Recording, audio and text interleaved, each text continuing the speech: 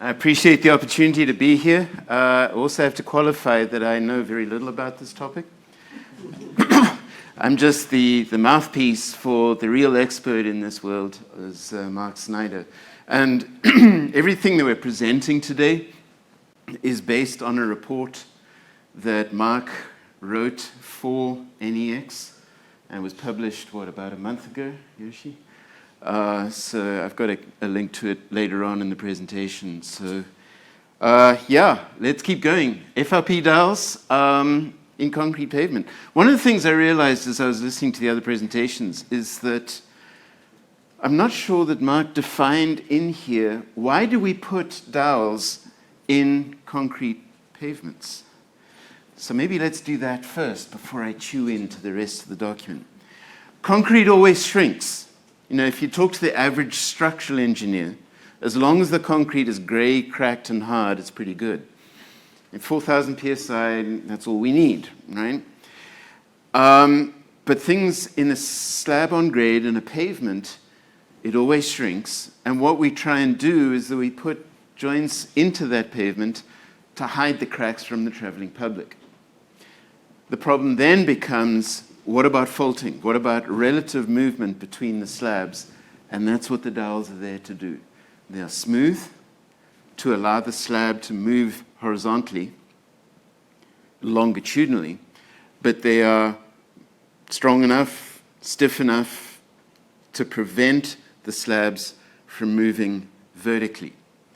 And that is important from the point of view of durability because the impact on those joints, if they were bad, is significant. It's also just a matter of the traveling public. You know, if you've got a road that is badly faulted, it doesn't take long for the mayor's wife to start phoning the chief engineer and yelling about how uncomfortable the ride is. So it is an important factor in our design process. So we're going to bow through a whole lot of material and try and keep ourselves on time. So GFRP dowels are starting to find some traction, but not everywhere, including my own state.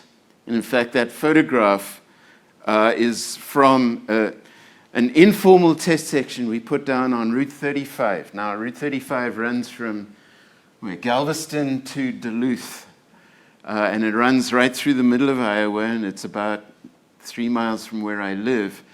But at a meeting with the DOT, the director of the Iowa Concrete Paving Association managed to bully the DOT engineer to say, can we have 5 joints? And there was a lot of discussion, and eventually the engineer conceded. You can have 5 joints. So Greg immediately phoned a local supplier who within 24 hours had fabricated 5 sets of dowels, and here they are. You can see the slight color change. Those are the GFRP, those are the steel. We know exactly where they are. It's a road that's being reconstructed. They haven't put traffic on it yet. We put it down in October last year, but they've still got to finish building the rest of the expansion. They're taking it from 2-lane to 3-lane. And there's a lot of work to go, a lot of bridges to put in. But it's in place. So come back in a year's time and we'll tell you how it's doing.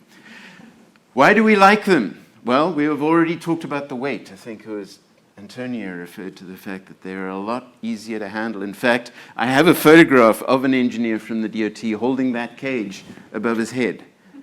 I did not include it in this presentation because he's not wearing a hard hat. And ACI would yell at me.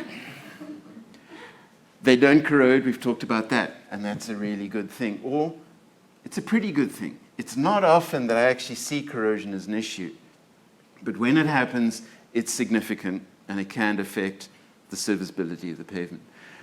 The negative side of it is, as we've already heard, stiffness is different, serviceability is different, risk of cracking in the concrete is different. As we heard in the previous presentation, we can accommodate these things. All right. There have been successful trials and demo projects, and those have all been carefully enumerated in the document that is available. So one of the questions we have to ask ourselves, well, what makes a good one? And part of it is, what is the resin? Should it be thermoset or should it be polyester? And again, this is the philosophical question. Do you want to go prescriptive or performance? And Mark's recommendation is go prescriptive, because the polyesters are not going to make it. Now, if anybody in here is selling polyesters, I apologize. But we're looking for moisture absorption and glass transition as being important factors. Let's write those into our specifications and move on. All right, what about fiber? Most commonly, we're using glass, and ECR is available to help us, because one of the other big catches with concrete is the pH is high. And so regular glass may undergo something similar to alkali-silica reaction and decompose. We haven't seen anything with carbon and basalt. I suspect there's research opportunities to pursue that as to whether or not it's worth playing with those. And again, we've now got the fiber, we've got the resin. How much of each do we put into these? Need enough for fabrication is probably the controller. And that's, again, common with concrete mixtures. How often is it the workability controls the mixture proportions rather than the performance of the mixture, the hardened properties? So again, round number, 70% fiber by weight going into these things to make them do what we want them to. Glass transition temperature is basically, as the temperature goes up, it goes from being brittle to being floppy, or as he's written it, rubbery. Again, this will control the type of materials that we are using. There are specifications talking about 100 to 110 degrees C as being a reasonable number as a spec limit. All right, absorption. I think, again, Will, you talked about differences in performance longitudinally from laterally. I think that will also be significantly affected, is that absorbing water will change performance. And again, we're putting these dowels into fresh concrete, so it will have access, at least during the hydration stage, to water, so you don't want it to be sogging up a whole bunch of moisture. So again, limits have been suggested and are easily attainable with existing materials. All right, strength. We've discussed this. As we learned, it has indicated. Again, I'm talking about dowels, not about total reinforcing. So the whole purpose, these things are relatively short, they're only at the joints, they're not continuous. A 3-point bend, in order to, again, prevent the slabs from moving too much, although it's not used in the design purposes. Bond strength, and this is actually an interesting one. I had to read the slide when Mark sent it to me a few times. We're looking for a maximum bond strength. Wait, what? Structural engineers? Yeah, because again, go back to the fundamentals. What are we trying to do with these things? We're trying to allow horizontal movement. And so if there is too high a bond strength, you may actually start damaging the dowel instead of allowing it to move freely in the horizontal direction. So again, there is a limit measured using a lollipop type of test method. We may need to put lubricants on them. I haven't seen them on the samples I've played with. All right, stiffness. Again, we've talked to this. Several of you have already alluded to this. Stiffness is quite a lot lower. That means your deformations may be a little bit higher. The other one that no one else has talked about is abrasion resistance. Again, if you've got a system where you've got a dowel in a system that is moving, and it is not quite parallel, perpendicular, you may end up with a certain amount of abrasion damage. And as Will said earlier, losing cross-section may not be a good thing, particularly in this application, because we're using all of the shear strength that these systems are providing. Again, This is a photograph of Julie Vandenbosch, who's got an abrasion rig. Basically, there's the bar, putting a piece of sandpaper on it and driving it backwards and forwards. There's no formalized test method, but people are playing around with how do we evaluate for different products. Again, not currently specified except by ACPA, and maybe it's something we should be looking at. All right, standard test method. Make a slab, throw a couple of bars in it, or the ASTM method is put a single bar in on each side of on each joint, and put on a vertical load and look for deformations and failure.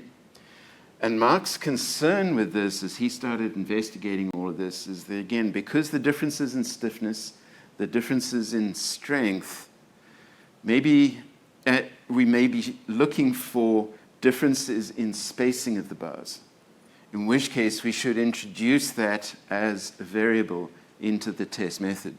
So he's been working, he's done a lot of work through CTL, funded by the National Concrete Consortium states, where he's developed this methodology of put in the number of bars that you think you need at the spacing that you think you need. In this case, example, he's got 4. And then do the same test, impose the same limitation of a 10 mil. And for the metric people in the room, that's not millimeters, it's some imperial thousandths of an inch thing. So we're looking for the same performance as the current ASHTO spec, but it does give the manufacturers the opportunity to test it for the product that they are providing. And that does make a lot more sense. It does make the test a little bit more complicated and a little bit more expensive, but probably still a good way to go.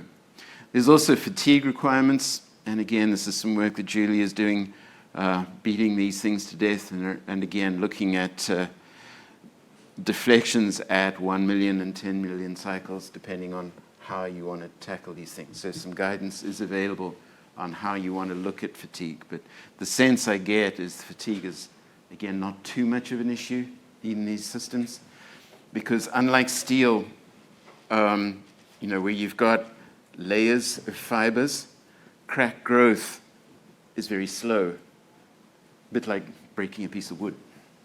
The crack has to struggle its way through the horizontal layers. So fatigue should be really good with these systems. So, there's a lot of guidance out there. There are an ASTM specification. And again, ACPA has put a lot of effort into this. And again, this is largely Mark's own work that has been published through ACPA, of documents on how we should specify, how we should build and use these materials. So how do you do the design? And this is where I'm going to defer very quickly, but basically we're looking at the same issues. How much movement are we going to get, which is based on shear, flexure, and the slope of the dowel. And again, a lot of the work is based on some work that Max Porter did at Iowa State many, many years ago. I had someone this morning ask me, did I know Max, and is he still around? He's still active, but I haven't seen him for a couple of years. All right, relative deflection. There is a reduction in stiffness. We've talked about that, which means we may find an increase in deflection. It also increases the bearing pressure, and I think that's alluded to by the work that Antonio reported earlier, is that once you get a bigger bar, the failure is in the concrete, not in the bar itself. It reduces the modulus of support provided. So again, that's when we may need to revisit how many dowels and what size do we want. There is no common approach. And Mark's point is interesting here. He said, we don't do any formal modeling or number crunching to design steel dowels. It's the way we've done it before for the last 40 years. Round bars, 1.5 inches in diameter, 18 inches long and 18 inches apart. All right. So again, like the slabs on grade approach is, well, let's see what we can do to provide equivalency, because that works. And so the diameter, Mark's rule of thumb is the slab thickness divided by 8. The dowel length is about the same, 18 inches. The dowel spacing is closer, because typically for steel dowels, we're at 18 inches. These things we run at about 12 inches, so we need a little bit more of them. But the other part of it is they're likely cheaper. And certainly what I've been hearing, when was it, 4 or 5 years ago, in the midst of COVID, steel was hard to come by. And the contractors were very keen to use these because there was a free supply of them at the time. All right, so again, need to be equivalents. There's a Freiberg analysis, or you can do it in experimental work. And again, he's referring to ACPA documents with all the fancy number crunching, which I will skip over very quickly. One of the things that Mark tends to rant about is beware of using load transfer efficiency as a metric. Come on, Jim, I'm sure you've seen this one before. And his point is valid, is that load transfer efficiency refers to the relative movement of the slabs, which you would think would be intuitive and right. But the point he's making is that if you've got a soft support system and it moves a lot, the load transfer efficiency will allow very, very small amounts of differential movement. While if you've got a very stiff system and it doesn't move hardly at all, the LTE for a small difference in movement would suddenly become very big. So it's rather a difference in movement we're looking for, rather than an absolute difference in movement based on the stiffness of the system. So chew on that when you can't sleep at 3 in the morning, but I think Mark has the right approach. All right, number crunching, have fun.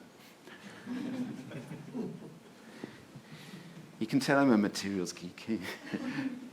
So the general consensus based on research, and again, this document that we're alluding to is a literature review. There was no testing conducted under the project. It was all just looking at what other people have reported. But a 20 to 30% lighter diameter bar is probably a good idea. They do need to be a little bit closer together, or both, whatever you have available, and what's most cost effective for the project that you're at. Some research indicates that you need less embedment, which means you can make them shorter.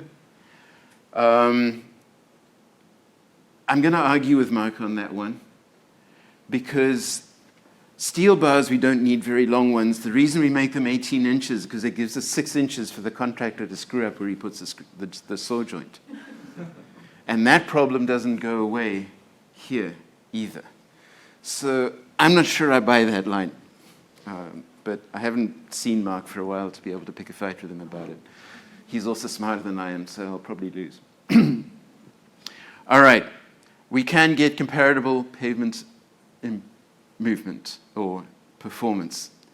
So the general indication is we can substitute solid steel dowels with FRP bars and have every piece of performance that we're looking and long-term performance. Design, again, increase the diameter, keep the same length and spacing, or if you want to be more aggressive and less conservative, use the same diameter and use a reduced dowel length. Spacing at 12 inches seems to be a standard recommendation, and that makes sense. Because again, for the manufacturers to have to do one thing in one state and another thing in another state or city drives them insane and drives the costs up. So if we standardize spacing, at least all the cages come out the same. So that's the way he's approaching it. The advantages: lightweight, easy to move around, far less labor. You probably don't need a bond breaker. They don't corrode. We've talked about all of this. They can be stored without covering them in goop.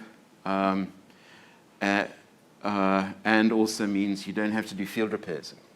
Now, as I think, Will, it was you also said, you can't bend them. These things don't need to be bent, so not an issue. And again, this is a product available in Iowa from a local supplier, so they are readily available, certainly in some parts of the world. Caveats. If they bond too well, that's a bad thing. There is some discussion about attaching them to the dowel cages, because again, a steel bar inside a cage tends to stay there so you can throw them around. The dowel, if it's slippy enough, might slide out of the cage. And so there are several, and it's in the original slide deck that Mark sent, but I took it out. Different proprietary approaches to making sure that the bars actually stay in the cage. So that's one you've got to keep an eye on. Also, Will alluded to the fact that they may float, and so it's probably recommended that we run with a cage placed on grade rather than trying to use a dowel bar inserter, because it may not end up where you want it under a DBI. The other catch is, once they're there, good luck finding them. You know, in the pavements community, we spend quite a lot of time and effort wandering around with GPR devices and audio devices, hunting for where are the dowels. And the magnetic approaches work really well. We can get it down to, 1 millimeter deflections, which has caused a whole other argument as to how bad is bad.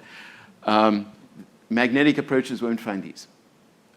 So then we have to look pretty hard at other approaches, or we have to get a lot more fussy about inspection during construction to know that the cages haven't moved as the paver goes over them. So, performance. Yeah. There's a lot of repetition in here, so I'll skip over it. One example, I-65, built in Iowa back in 1987, so it's pushing 40 years old, and it's looking great. So it can be done, and it can be done well, is the short answer. Perceptions generally work well. Contractors like the lightweight, better for production, staffing. No one's noted too many issues with them falling off, and they are becoming more cost competitive, which is something I think I alluded to earlier. You have to have slightly bigger ones and slightly more of them. The baskets are reported to appear to be flimsy. So again, you have to pay a little bit more attention to the placement activities and quality control on that. Although again, the one that we put in on that test section back in October, we just used the same cage, and that wasn't an issue. Anchoring the baskets without damaging them, because again, some of the baskets available are plastic themselves. But if you're driving a nail through that, you've got to be a little careful that you don't break it. And then thinking further ahead, once the pavement reaches the end of its life, what happens to being able to recycle the concrete and everything inside it? This one doesn't worry me. Again, I'm going off script here, but it doesn't worry me a whole lot, because the volume of dowels in a pavement as a whole are relatively small. So even if it does get mixed up and jammed up and you're recycling the concrete into new concrete, I'm not too worried about that. So the document itself is available on the NEX website. Again, thanks to Jesse and the crew that helped us work through them. The reason I'm involved in it is the contract came to me and I subbed it straight off to Mark, because I knew he knew what he was doing. But yeah, it's good stuff. I think it has a good opportunity. The document's available. If you have any questions, talk to me and I'll pass them on to Dr. Snyder. And with that...